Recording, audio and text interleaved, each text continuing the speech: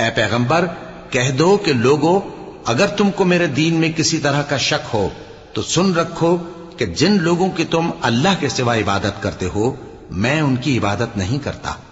लेकिन मैं उस अल्लाह की इबादत करता हूं जो तुम्हारी रूहें कब्ज कर लेता है, और मुझको यही हुक्म हुआ है कि ईमान लाने वालों में हो जाऊं, और यह कि ए नबी, सबसे यकसू होकर दीन इस्लाम की पैरवी किए जाओ और मुशरिकों में हरगिज न होना,